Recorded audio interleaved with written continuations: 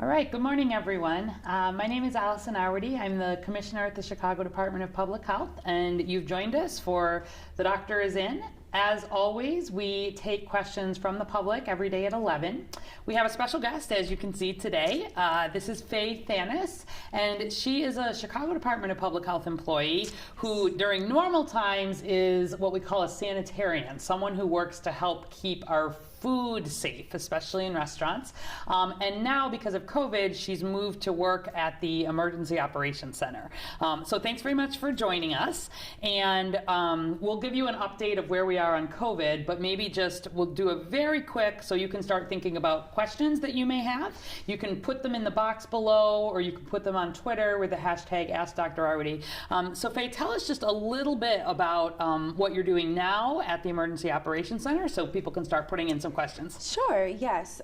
So at the Emergency Operations Center, they have us every day working with tons of different agencies, not just the city. Of course, the city, we've got the public health, housing, CPS, all of those departments, but we have Red Cross, Salvation Army, Illinois Department of Public Health, Cook County. So there's just a lot of us there working towards, a common goal. Every day it's very different. You really don't know what you're walking into, but you just deal with it as it comes. It's kind of fun working with so many different persons and seeing so many different factions of everything. Yeah. But overall, it's a really successful and good place to be. All right, great. And tell us like an example of one or two either projects or type of work that you've done, again, just so to kind of trigger questions for people. Yes, of course. So most of the time we do a lot of resource tracking and get the resource requests out. So that can be PPE to our congregate shelters, that can be food to our isolation areas. So that can be a lot of different things. We give things to our hospitals as well. So just a lot of tracking what's going where, who needs what, the logistics of everything. All right, perfect. And before we start, let's check our social distancing. Just put your hand out. This is always your good way to sort of check, make sure you're keeping that 6-foot distance. So we will come back and talk a little bit more about both your work as a sanitarian during normal times and then your work at the Emergency Operations Center. So start putting your questions in. But in the meantime, let's do a data update. So today is Tuesday, May 12th, and as always, you can go to chicago.gov/coronavirus to see the latest in terms of what's happening with COVID-19 here in Chicago. Here we are at 31,477 lab-confirmed cases of COVID-19 and 1,400 deaths among Chicago residents. And that is among 79,007 cases in Illinois and 3,459 deaths in Illinois. The U.S. is over 1.3 million in terms of cases, over 80,000 in terms of deaths, and the world is over 4 million in terms of cases and getting close to 300,000 in terms of deaths. I'll tell you, in terms of testing, we're making some good progress, and that's actually what I wanted to dive into just briefly in our little data update. So people who saw the mayor's press conference yesterday at 1 o'clock will have seen that we did an announcement about one of the ways that we are standing up additional testing capacity here in Chicago. So you can go on the website, there's a how to get tested button, and we've started to populate that with locations that are testing here in Chicago. That is actually harder to keep track of than you would think, because every day we've got more and more places coming online, and they're getting some supplies from a whole range of different places. So this is something you hear about, I'm sure, a lot at the EOC. And so most of the testing resources do come through the state. And as the federal government starts to really increase the ability to support testing, that will come through the state, and then indirectly the state supports a lot of the federally qualified health centers or the other places that are doing testing. But especially because here in Chicago, of course, we're very anxious to be able to be in a good position to move toward that phase 3, that cautiously reopening. We've set a goal here of being able to, we've been talking about this, being able to test 4,500 people a day is the goal. And we're at about 3,000 or so. I think currently, 2,849 is our average over these last 7 days, but that bounces around between about 2,800 and about 3,000. And so in at least a short-term way, we are adding 6 testing sites, and we can bring up that map if we haven't already brought it up. That's just showing these are the 6 sites that we will be standing up. One of them, Guaranteed Rate Field, which is where the Sox play, will be a dedicated site, at least initially, for first responders and healthcare workers, including people who may be asymptomatic but have extra reason because of extra risk to get tested. The others are designed for people who are symptomatic, and as always, if somebody has symptoms of COVID, we want your first call to be to your doctor.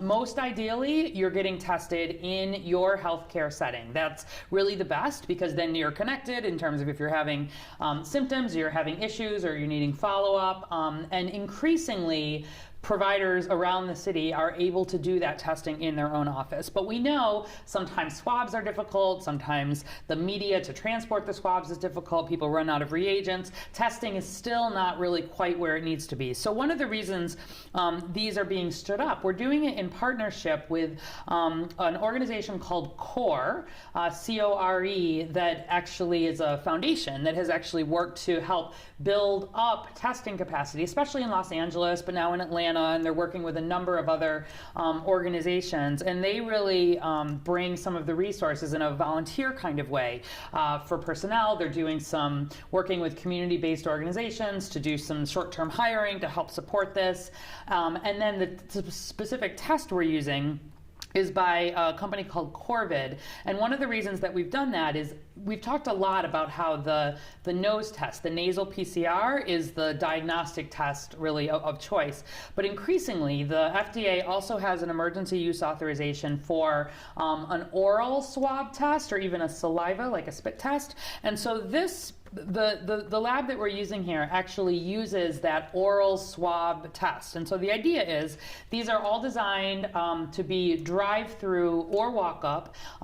There has to be pre-registration online. There is some capacity to take people who have not pre-registered, who may not have internet access, and that's where there's some work with community-based organizations. But broadly, it's designed for people to pre-register, come, and then they get instructions on the site, but they can self-administer the test. So you basically have to cough and then swab around the inside of your mouth with a special swab. You put it in a tube, you close up the tube, and then we ship the tube back to Corvid for the analysis. So we like this because it doesn't compete with all of the supply chains that our other testing sites are using. So it's different swabs than the ones you use for the back of the nose. It's not the same labs that everybody is trying to have the same reagents for. It's a way in a short term to kind of add some capacity, and you don't need as many healthcare workers. You don't need as much PPE.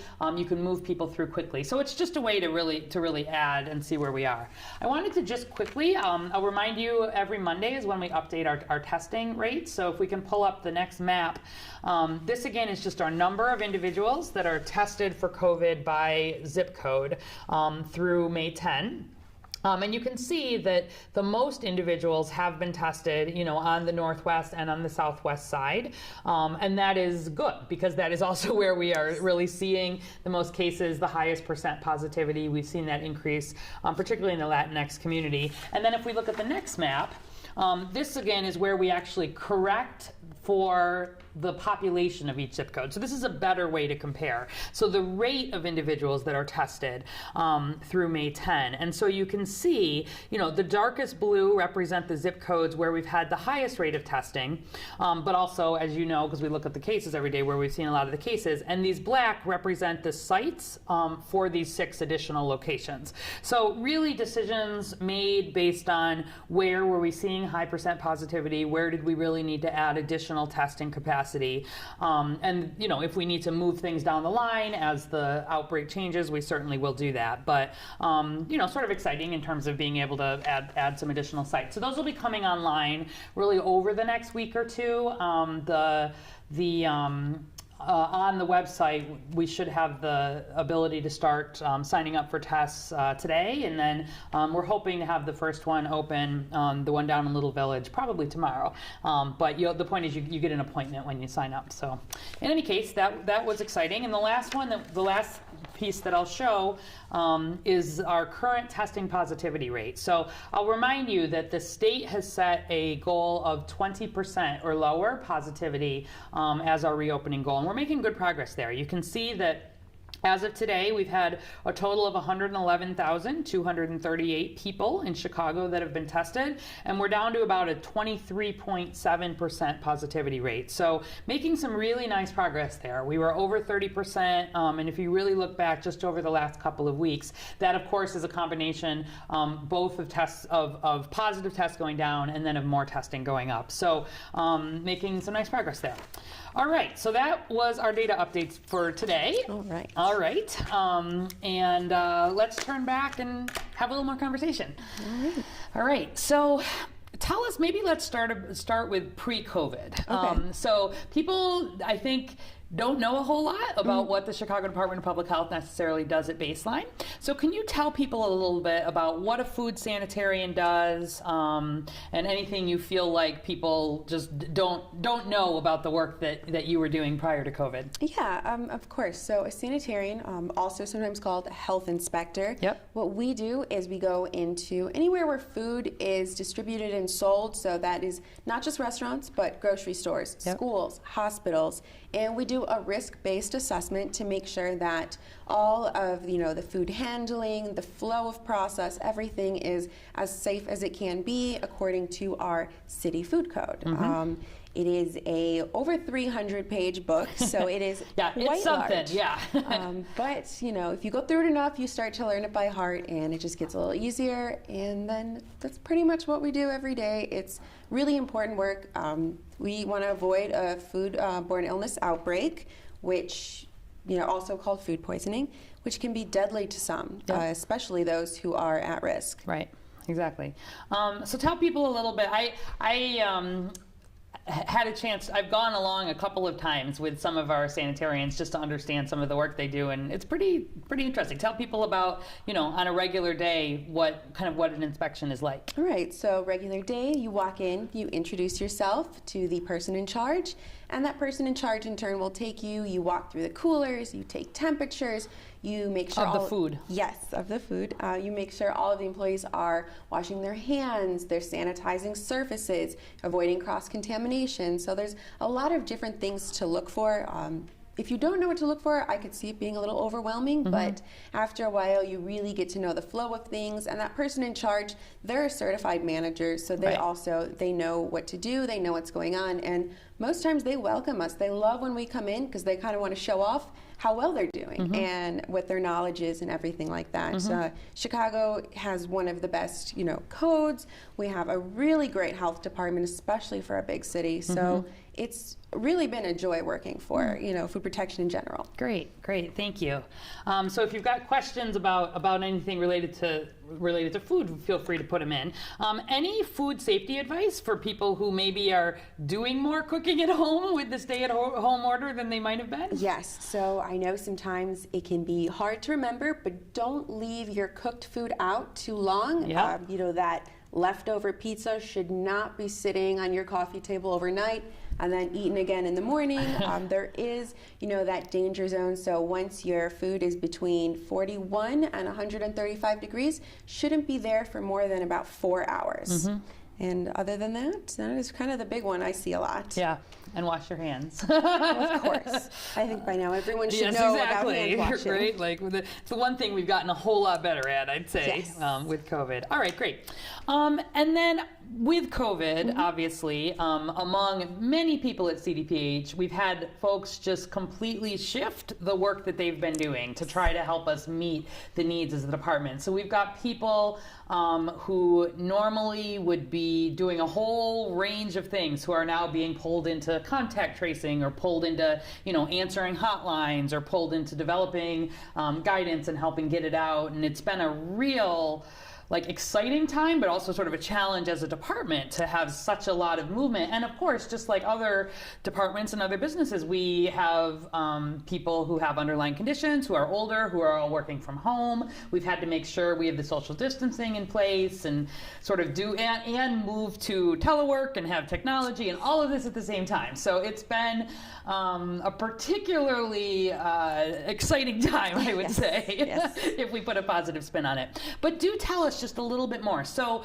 the Emergency Operations Center, it's a place, it's a, like, describe it for people. Yes, so it is it's a place. Yep. We have built a pseudo office in the gym of the old police academy. So we all have desks that are 6 feet apart. Yep. Everything's marked on the floor, so we keep, the utmost of social distancing.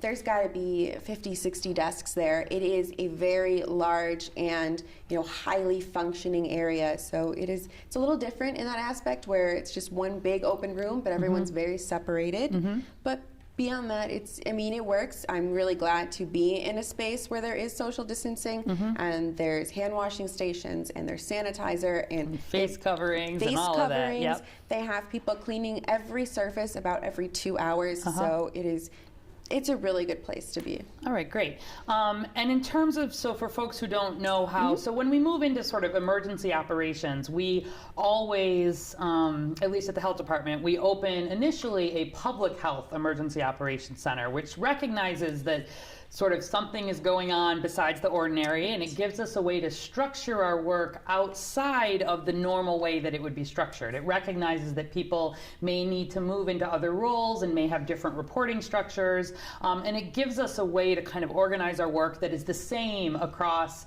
like all levels of government, and a way to try to coordinate things. So talk a little bit about how has that worked, like moving into some of that process. What has surprised you about it? I guess just surprising is like all the different projects, and they're related, but they're not related. I've done triaging for hospitals that call in and want to know what kind of persons to refer to our Q&I housing facilities, who's applicable. What's Q&I? Q&I is our quarantine and isolation facilities that are currently at some of our city hotels, as well as some congregate shelters we've set up throughout the city. And so I've just helped refer people and get to know the process of that. And then I've done coordination for the nurses who are going out to those outreach programs in the shelters, and just very different stuff, every day. It's right, just, you get assigned to a project, right, depending what's going on. It says, here are my particular skills, but depending what the need is of the operation, I might get assigned here or here or here. I might have different kind of supervisors per se, or different structures, and it's like a different way of operating. It is. All right, great. Let me see, get logged in here a minute. Okay, we're getting some food questions, we're getting some EOC questions, very good. So Christine Esposito on Facebook is wondering, and we can both sort of answer this. She wants to know, please explain a difference in risk of touching your mouth with your hands versus eating a piece of fruit that might have been exposed to someone with the virus. Is there a difference? How do we have to think about it? So do you want to start with anything there and then I'll chime in? Sure. In both matters, you can contract the virus if it's contaminated food, or if your hands themselves have touched a contaminated surface. So as long as you are doing hand washing consistently, not touching foreign objects or surfaces, and those who are preparing food, they're not breathing on it, coughing on it, they're wearing their, PPE. It's relatively safe, but, equally you could infect yourself. And how do you cut that risk? By wearing your mask and washing your hands and making sure that all the surfaces are sanitized consistently. Yeah, great. And what I would add here is that the other thing is you can, depending on the fruit, right? If it's a peeled fruit, fine. Otherwise, wash your fruit also, right? Like not with anything crazy. So we've talked about this. Like we want people to be using regular water, fruits, vegetables, just like you normally would to kind of help clean off any fruits and vegetables. But by and large, we've not seen food itself itself be the mechanism for COVID. Like the virus has to get into your respiratory tract, right? And so it's that, where you're touching your mouth potentially with the unwashed hands, right? In the back of your throat there, you got two tubes. You got the tube that runs to your lungs and you got the tube that runs to your stomach. When you're swallowing food, it's going to your stomach, the acid in your stomach, it takes care of the virus. We've not seen the virus in feces. It's the GI tract is not where the problem is related to the virus. The problem is when the virus has a chance to get into your respiratory tract, into your lungs. And so, to me anyway, where you're first, wash your hands, as you said, wash your fruit like you normally would. But if you're swallowing things, that doesn't have really the same risk. It's more where you're touching things and you're not swallowing, some potential to get into the lungs. So, all right, good question. All right, what else have you got here? People putting in all sorts of things. Okay. And we'll just sort of take them in turn and see what comes in. So Mercedes Weber on Facebook is wondering, is it safe to go to doctor's appointments in Chicago? And I think specifically pediatrics, it looks like she's asking. So very good question. And I would say it depends a little bit on the reason for the doctor's appointment. So we have really recommended the Chicago Department of Public Health, the CDC, the American Academy of Pediatrics have all recommended that well-child checks that include vaccines, especially for children under 2, should continue because the risk of missing those really early childhood vaccines can be pretty significant. And maybe I can bring tomorrow, actually, we have some interesting data and some interesting graphs. I'll bring tomorrow and show you some of what's actually been happening with vaccinations here in Chicago and around the country, because related to this, we have seen a big drop-off in vaccinations. Less for the kids under 2, more for the older kids. I think for the older kids, well-child checks for kids over 2 probably can be deferred at this point. What's best is if you can do a telemedicine type visit with pediatricians' offices, and I know a lot have set that up. But if your child is ill, like if you're needing to bring them in, for something besides a well child check, and you need to see a doctor, I don't want people being so scared of going to the doctor that they avoid the care that they need to get. And so I would say broadly, and we had the same conversation related to emergency departments the other day, that if you need to get care, your child needs to get care, you should be getting that care. Please pick up the phone, have the conversation. Different PEDS offices are kind of handling this in different ways. But I would say right at this minute, sort of during the stay-at-home order, deferring a well child visit for the kids over 2, but thinking about how might you do any catch-up for vaccines shortly thereafter. Keeping appointments for those younger children, the very youngest children, like if newborns and things, we have to make sure they're gaining weight appropriately. And pediatricians' offices are doing a lot to really make sure they're keeping patients as safe as they can be if they do need to come in person. So broadly, I would say, talk to your doctor. If your doctor is recommending that you come in or sending you to the emergency department, please do that. Because risk, benefit certainly outweighs risk there. Okay. All right. Oh, here's one. People know I like to ask this one. So how has your life, it can be your personal life, it can be your professional life, how has your life been different during the stay-at-home order?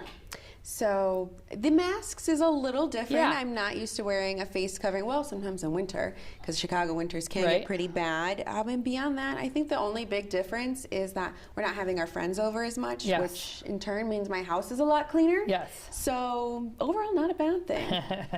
That's right. All right, great. Okay.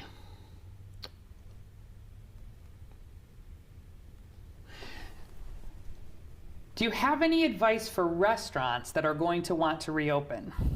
So when they are ready to reopen, which means we'll be in the correct phase, of course, before you open, it's good to go in and do a, deep cleaning every surface. Some of these surfaces have not been touched for a while, and dust and things in the air can accumulate So a really good deep cleaning, and beyond that, to run the water a little bit, just to kind of get the pipes moving and everything. Any food that was in your restaurant from before should be thrown out. New food should be purchased.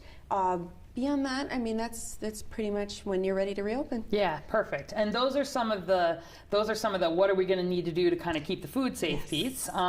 There are I'll add on to that, the larger recovery task force is really working on some industry standards, and they're working on it right now. We've been reviewing them as they've been kind of putting them together, and working with the Restaurant Association and others to really think about what is it going to look like to sort of be safe, to be socially distancing, to be thinking about spaces in between, probably less communal condiments and things for a while. So there probably, there will be a number of things that are going to be different probably for some time to come. And, the food code that you referenced, right? That's sort of the law, and it's based on the FDA, the national law around keeping food safe. And, I don't know, are we going to need to do some, my guess is we probably won't adapt the food code itself, but we'll probably have some at least temporary structures in place that come around COVID. And my guess is the sanitarians, like you guys, will probably have a part of making sure that not only are, the standard food handling processes in place, but making sure that some of these broader sort of social distancing in ways that will kind of be changing once we get to the new normal will be in place too. So yes, like the dining ware setup. So a lot of times we'll go into a nice place, they'll have every wine glass and plate out and ready. That won't be able to happen just because it's exposed to potential contamination. So we do recommend like roll-ups and things like that. Yeah, lots of very practical things, and we'll be turning this sort of practical advice that you guys are always used to thinking about, and how do we then translate that to help make sure that everybody really has the confidence that as restaurants are able to reopen, that the things are in place to think about, as always, the safety of the food, and then now adding on to that, really being able to limit the risk for COVID as much as we can. It's been some of the most interesting conversations, I think, really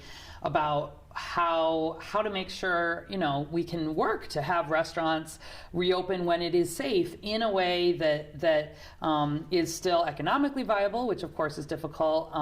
We've seen a lot of them moving to takeout and pick up in the short term, but I know, there's a lot of interest in how, how can we, how quickly can we move to this? And, we really want to make sure here in Chicago that restaurants are ready and have done that thinking and are good to go. So, okay, great. Let's see. I've got, all right. Oh, Joshua Duke from Facebook. Is there a number I can call? He's basically saying if he's got concerns that a restaurant is not sanitary. So he's, for example, he says if I'm seeing people using the same gloves to touch their money in their spatula, or not changing gloves, or not washing their hands, it seems like it's not sanitary. What should he do if he sees a concern in a restaurant, or a restaurant takeout at this point? So there's two options. We do have our hotline, which is on the cityofchicago.org/COVID-19 website, as well as you can always call 311 and you can let them know your concerns. It will go to us and we will investigate within a few days. Yeah, and I'll add on to that. If people are not used to, 311 is sort of the pickup telephone, but there's also a way, there's an app and you can go online and you can put in a concern like this. I would strongly encourage, only because I know this has been a thing, if you've got a concern or a question, it's best if you can put your contact information, because sometimes it's not that clear. People will leave things out, and that way it gives our inspectors an ability to contact you if they've got questions related to what you've seen. But you guys, you do inspections across the whole city. They're unannounced in terms of when you're going to go and do the inspection, but also when complaints are received, especially we really prioritize if there are concerns that might be related to an outbreak. So if we have people reporting, potential food poisoning, maybe after eating at a facility, we sort of prioritize those. But also, as complaints come in, they become part of the algorithm for, deciding how restaurants get investigated. So yeah, really, 311 or the direct number are good ways to report concerns about that. So good question. Here's another food one. Mary O'Connor. I knew we were going to get good today. Mary O'Connor from Facebook. When I order takeout, should I heat it to kill COVID? So if you want to speak maybe broadly to the kind of heating it part, and I can speak to the COVID part, we can add it in. Sure. So as long as the food was cooked correctly, which every Chicago Institute knows how to do, so I'm, very confident that they are. Your food is not at risk from a takeout restaurant. I would say after touching the bag, be sure to wash your hands before touching the food and eating, but the food itself is not unsafe. That's right, I agree. And for the same reason we were saying, food has not been the main transmitter,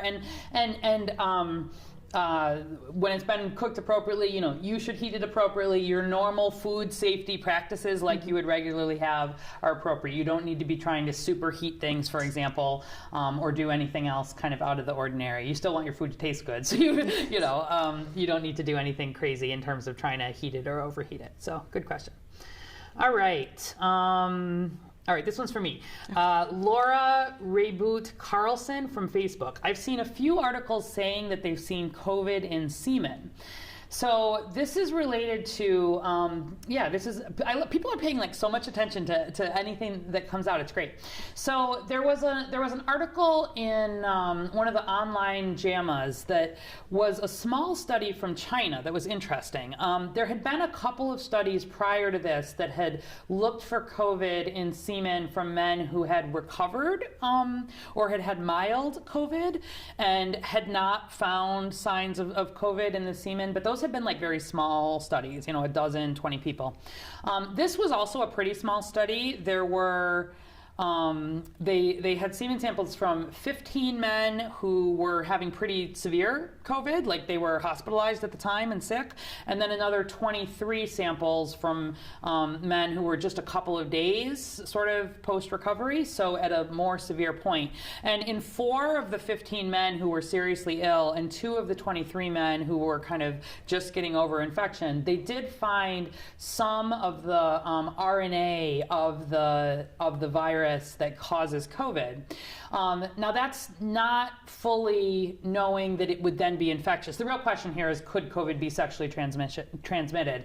And just because you can find the RNA, it doesn't mean that there's actually virus that is at a level that can be spread, et cetera. And I don't have any major, COVID already spreads pretty easily without it needing to also be sexually transmitted. But there are some questions about maybe at the time when people are the most seriously ill, for example. This would have relevance, I think, if it turned out that the virus turned out to be able to live in semen for a long time, I would say, post-recovery. And we have occasionally seen that with some other viruses. So Ebola, Zika, both of those viruses were found to have some potential to live in semen even after people had long recovered. And so there were recommendations, like for Zika virus, for example, for men to wear condoms, for example, if they were having sex for like 6 months after potential exposure or infection.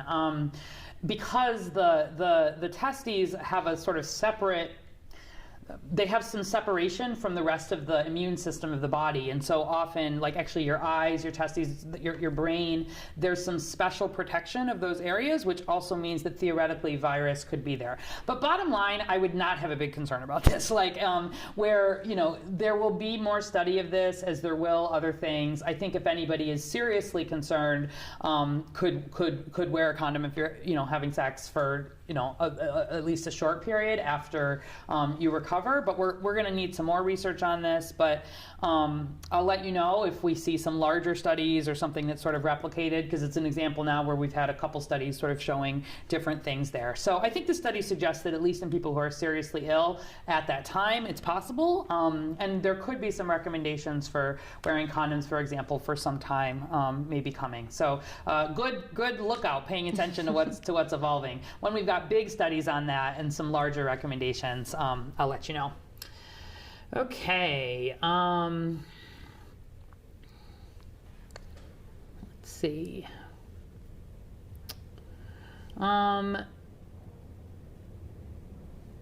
John Kapustianik on Facebook is wondering, are there any at-home tests? So that one's for me too.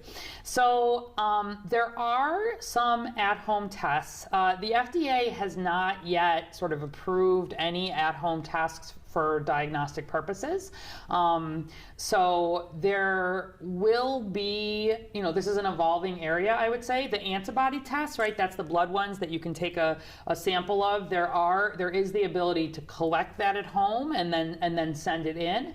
But I don't think it'll be very long from now to have sort of full at-home tests. We've seen a few studies that have been done with some self-collection, and in some ways, like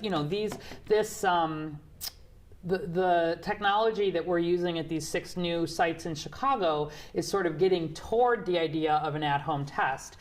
It still needs to be done under sort of the guidance and the watch of someone who can make sure that the person is appropriately, you want to have them cough, you want to have them swab appropriately. It's still sort of approved in that setting. But I think probably not very long from now, we'll have some more capacity to do some at-home tests. But that's where we are just at the moment. All right.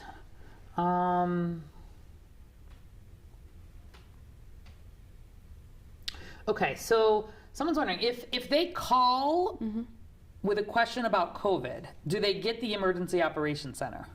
They do not directly, but questions that do concern us, they'll come right to us. So there's just like a middleman. So if there's a question that has to do directly with the operations in our facility, we'll get a call or an email. They'll ask us. We'll figure it out between whichever agency is needed or with multi-agencies, which is why we are all there, is to have, that's a question for the county or that's a question for the state. Well, we're all there to problem solve, so there's no finger pointing. There is problem solving. Yeah, and that's a good point, because I get a lot of emails that come in. Often, people may sort of know my name, and they'll send me things that are for like Cook County or for the state or for others, and not surprising. People are just wanting to make sure it gets to the right place, but that can be sort of a coordinating place for some of that. So, what are some of the like unusual questions that you've had to deal with or had to help problem solve? I think like some of the stranger ones are just people who are trying to do different things to protect themselves, which, it's good that they're worried, but some can take it a little overboard. You don't need to bathe in hand sanitizer. Right. You could just, regular showering, hand washing. You don't need to pour bleach on every surface, just regular sanitizing. Right, so exactly. Yeah, we get a lot of those questions too here. People are really, understandably, they're wanting to protect themselves, but just reinforcing, things that are designed to go on surfaces don't go on the body, and certainly not in the body. And where you are using cleaning supplies, using them, just like the bottle recommends. It's not better to put sort of more cleaning products on one surface, and so that's a good thing. All right, and actually related to that, we've got one straight away here. So Jermaine Resendiz on Facebook says, CDC shared how to make a disinfectant solution with water and chlorine. It says bleach solutions will be effective for disinfection up to 24 hours. Does that mean it's not effective after that time period? So what that means is just it's working, but if it gets reinfected, someone coughs on it and they're infected, it's not going to continuously kill it. Correct. It doesn't mean that it automatically wore off and now the virus is back on it. It has to be reinfected. So it's kind of, a two-sided question in a way, but if it's a high traffic area, yes, every 24 hours you should be disinfecting it. But if it's somewhere that isn't, reached very often, the occasional cleaning is going to be okay. Yeah, perfect. And that's where, using the right solutions in the right way, you then know, okay, I'm sort of good for 24 hours to the other side of that. And it's about balancing, we've talked a lot here about what are your high touch surfaces that you want to really think about. Are there places where a lot of people touch? That's where you want to maybe concentrate some cleaning. But where a good solution like this is good for up to 24 hours in a setting like that, you want to have a routine so it's happening often enough. And there is some science behind that in terms of how long this will last. Right. So, all right, good question. All right, we're coming up on near the end here. Mary Rodriguez from Facebook, this one's more for me. Does CDPH have any authority to require higher standards of infection control in Chicago nursing homes? Okay, so let's talk a little bit about regulation in nursing homes, which is something that we talk a lot about at the department and in general. So Nursing homes, also known as long-term care facilities, are regulated by the state here. They're regulated by the Illinois Department of Public Health, and they have a regulatory unit that goes out and does inspections of nursing homes, works to make sure that the right all of the right things are in place. So in the way that you, in your sort of regulatory role for the city of Chicago, helps enforce the city of Chicago's food code, that work for nursing homes is done at the state level rather than the city level. Yes. And so the role of the city, of the Chicago Department of Public Health and nursing homes, is really more of a technical assistance kind of role. So as opposed to the regulators coming in, so if you think about, to sort of compare a little bit, when you're coming in, you're checking to make sure all these things are in place, and what happens if you find problems? We cite them, and Yeah. we do fine with tickets. Right, exactly. CDPH does not have any legal authority to do any citations, any tickets, anything like that. Where we see problems, we can certainly refer to the regulatory agency, which is at the state, but we do a lot of work to make sure that the nursing homes are getting the support that they need to help them come into regulation. So we do a lot, even outside of COVID times, we bring together, we have something called the long-term care facility sort of roundtable, where every month we're bringing together people who work on infection control in facilities, sharing best practices, thinking about, and because remember, all of the infectious diseases are reportable by law, where we have infectious diseases in nursing homes, outbreaks, we are regularly in those facilities helping do the investigation, putting recommendations in place for what that facility needs to do to help control that particular outbreak. Maybe like 2 weeks ago, we had Dr. Stephanie Black on from Chicago Department of Public Health. She's our infectious disease doctor over communicable disease, and you remember her team regularly is in for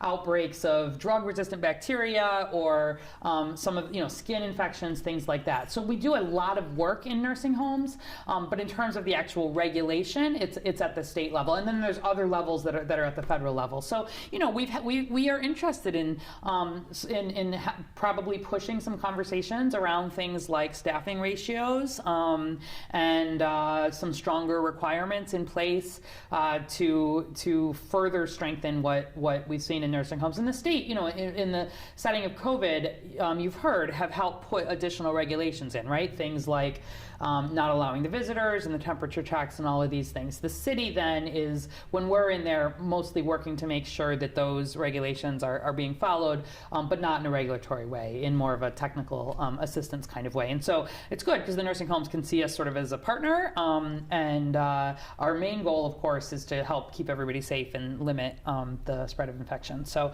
all right, great question. All right, I think we are actually just about at time. Anything, we usually end with some good news or suggestions. Anything else you want to add or?